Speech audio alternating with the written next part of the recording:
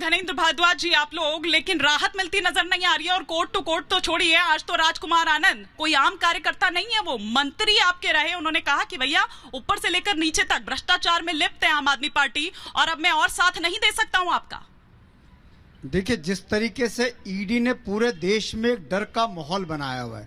राजकुमार आनंद बहुत अच्छे आदमी हैं, बहुत बड़े बिजनेसमैन हैं, उनका देश में विदेशों में बिजनेस चलता है। उनके खिलाफ भी कुछ महीने पहले ईडी की रेड हुई थी। ईडी ने उनके घर को भी सर्च करा, और जब से अरविंद केजरीवाल जी की गिरफ्तारी, लगातार उनपे भारतीय जनता पार्टी का दबाव था कि आप पार्टी छोड़ के भारतीय जनता पार्टी में शामिल हो जाओ।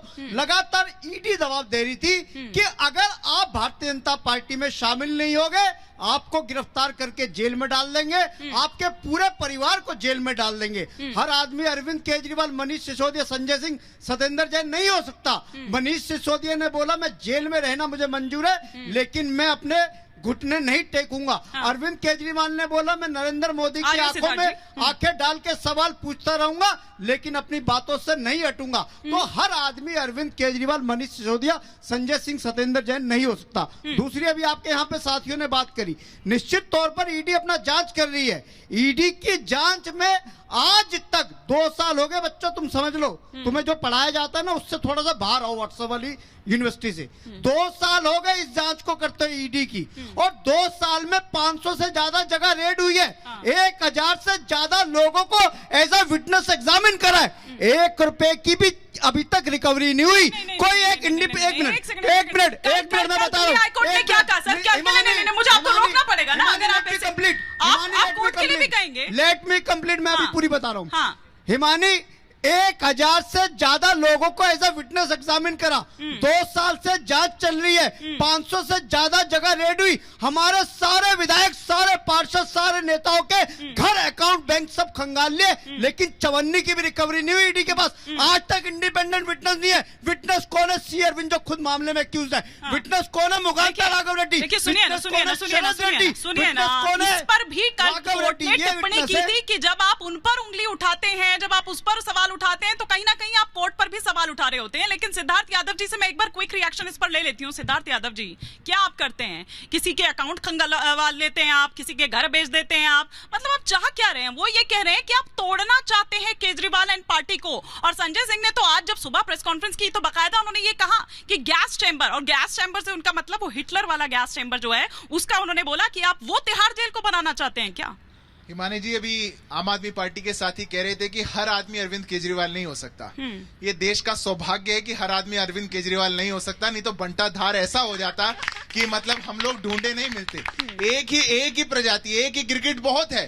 एक दुनिया में विशेष प्रकार का गिरगिट होता है, कमेलियन नाम का, भारत में नहीं पाया जाता था। अरविंद केजरीवाल जी के रूप में वो भारत में एकमात्र पीस आया, और ऐसा शानदार आया कि जहां जाते हैं वहां रंग बदल देते हैं। युवा साथियों को कह रहे थे व्हाट्सएप यूनिवर्सिटी का ज्ञान मत लीजिए। अरे ये युवा है, इनके लिए कोई यूनिवर्सिटी तो आपने बनवाई नहीं गई 10 साल में, इनके लिए कोई काम तो आपसे हुआ नहीं, और यहाँ पे सवाल पूछ रहे तो आप उन पे प्रश्न उठा रहे। कल कोर्ट ने अरविंद केजरीवाल को जो चपत लगाई है, जितनी बातें ये मीडिया ट्रायल में खड़े होकर के यहाँ पर नैरेटिव बनाने की कोशिश करते थे, टाइमिंग क्यों, अरेस्ट होना चाहिए था, नहीं होना चाहिए था, रिमांड मिलनी चाहिए थी, नहीं मिलनी चाहिए थी, एक एक बात का जवाब दिया कोर्ट ने। कोर्ट ने कहा आपके खिलाफ इतना मटीरियल एविडेंस है कि आपको अरेस्ट होना पड़ेगा। आपके खिलाफ प्रोसीड्स ऑफ क्राइम जो है उसकी मात्र कंसीलमेंट नहीं, मतलब छुपाना ही नहीं, आपने उसको इस्तेमाल भी किया। आपने जिन हवाला चैनल से पैसा भेजा ना गोवा में, वो भी कोर्ट ने जिक्र किया। और मनी ट्रेल, मनी रिकवरी, एक चवन्नी नहीं मिली। अरे मनी ट्रेल, मनी रिकवरी नहीं होती। मनी ट्रेल होता है पैसा कहां से आया था और कहां गया, वो कोर्ट ने साबित कर दिया कहां से आया था, कहां गया। इनका अहंकार चूर चूर हो चुका। आज तो इनका मंत्री भी इनसे छला हुआ इनको छोड़ करके गया है। पर मैं मानता हूं ये मात्र एक एग्जाम्पल नहीं है। जितने भी लोग एक ऐसे आंदोलन के साथ जुड़े थे जिसने इस देश की भावनाओं को जोड़ते हुए कहा था एक स्वच्छता की राजनीति होनी चाहिए, आज वो सब छले हुए हैं। वो सब अपने आप को मैं इसी पॉइंट पर संजीव कौशिक जी से एक यहाँ पर रिएक्शन लेना चाह रही हूँ कि संजीव कौशिक जी, ये बात तो ठीक है कि आंदोलन से निकली वो पार्टी और भ्रष्टाचार के खिलाफ ही वो आंदोलन छेड़ा गया था। वो दिल्ली का रामलीला मैदान, वो जंतर मंतर, वो 10-12 साल में जो भी आप लोगों ने कमाया या जिस भी तरह से उन्होंने बनाया, क्या वो सब धूमिल हो गया? आज तो खुद राजकुमार आनंद, वो पटेल नगर से आपके विधायक, वो ये साफ तौर पर कहते हुए इस्तीफा दे देते हैं। इसी बात की आशंका थी हिमानी, जो सामने दिखाई दे रहा है। राजकुमार जी कौन है? क्या ये पहली बार विधायक बने? इनके घर से कोई दूसरा विधायक नहीं था? मेरी बात तो सुन लीजिए ना। हाँ। इससे पहले इनकी पत्नी थी विधायक ना। हाँ। उसके बाद में ये बने, मंत्री बने। आज उनकी भाषा सुन लीजिए, क्या बोल रहे हैं वो कह रहे हैं कि गरीब विरोधी है ये, दलित विरोधी है ये सरकार। ये अचानक एक रात में ऐसा हो जाता है क्या? पिछले ही नवंबर को, 2 नवंबर के आसपास में उनके घर पे छापा, ईडी ने छापामारी की थी ना। देखिए ये बात आपको समझनी होगी। इन बच्चों के दिमाग में ये गफलत जो पैदा हुआ है उसको खत्म करने की जरूरत है। हाँ। कि ईडी काम कैसे कर रही है, ईडी का कन्विक्शन रेट क्या है। लेकिन इन बच्चों के दिमाग में जो भी जहाँ भी आप इशारा कर रहे हैं, लेकिन आप लोग भी तो कैंपेन चला रहे हैं ना। लेकिन क्या उस बात का उस तरह से असर नहीं हो रहा है उन बच्चों के दिमाग में? आप लोग बताइए कि ईडी यदि निष्पक्ष संस्था है तो ईडी जो कार्रवाई कर रही है, जितने लोगों पे अभी तक कार्रवाई की है पिछले 10 सालों में, क्या रिकॉर्ड आपको जानना नहीं चाहिए कि कितने लोगों पर विपक्षी पार्टियों पर कार्रवाई की है?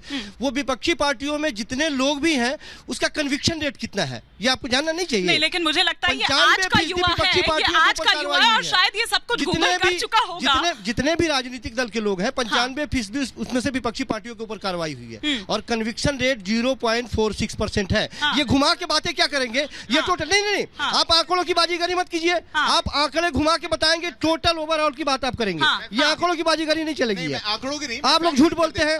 हम जिस कन्विक्शन रेट की बात कर रहे हैं उसमें बात कर देता हूं। मैं पेशे से एक वकील भी हूं। 25 केसेस में कन्विक्शन पूरा हुआ है, 24 में सजा हुई है, 95% का कन्विक्शन रेट है। अंडर ट्रायल मुकदमों को, अरे भाई साहब वही तो हम कह रहे हैं कि ये आंकड़ों की बाजीगरी नहीं कीजिए। चल रहा है, आप टोटल के बारे में बात कर रहे हैं, टोटल विपक्षी पार्टियों के ऊपर कार्रवाई की गई है उसके बारे में बात कर रहे हैं। इसलिए झूठ नहीं बोलना चाहिए। भागिए नहीं। आप ओवरऑल सारे आंकड़े की बात कर रहे हैं जो सदन में रखा गया। सदन में भी बड़ी ईमानदारी से ये लोग झूठ बोलते हैं, एकदम साफ सुथरा झूठ बोल के निकल जाएंगे वहां से। अरे हम कह रहे हैं कि विपक्षी पार्टियों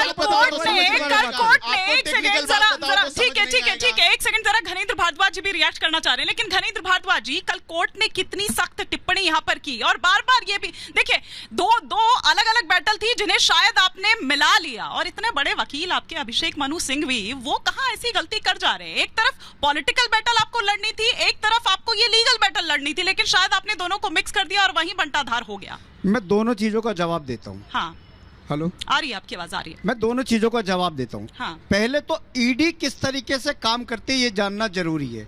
इसी ईडी ने अजीत पवार के खिलाफ केस रजिस्टर्ड करा, इसी ईडी ने छगन भुजबल के खिलाफ केस रजिस्टर्ड करा, इसी ईडी ने नारायण राणे, अशोक चौहान, जनार्दन रेड्डी, शुभेंदु अधिकारी, हेमंत बिस्वा शर्मा, ये सब वो लोग हैं जिनके खिलाफ ईडी और सीबीआई की जांच चल रही थी। हाँ। जैसे ये लोग भारतीय जनता पार्टी में गए या भारतीय जनता पार्टी के साथ खड़े हो, सारे केस बंद कर दिए। मैं थोड़ी कहता था, मोदी जी कहते थे कि अशोक चौहान ने सैनिकों की विधवाओं के मकान खा लिए, मैं आऊंगा उनको जेल भेजूंगा, लेकिन अशोक चौहान को जेल भेजने के बजाय सीधा राज्यसभा भेज दिया मोदी जी ने। अब मैंने नहीं कहा था, मोदी जी कह रहे थे मेरी सरकार आएगी हेमंत बिस्वा शर्मा को जेल में डालूंगा। हेमंत बिस्वा शर्मा को जेल में डालने के बजाय मुख्यमंत्री बना दिया। हाँ। मैंने नहीं कहा था, मोदी जी ने कहा था अजीत पवार ने 70,000 करोड़ रुपए का इरिगेशन घोटाला करा, उसे जेल में डालने के बजाय डिप्टी चीफ मिनिस्टर बना दिया।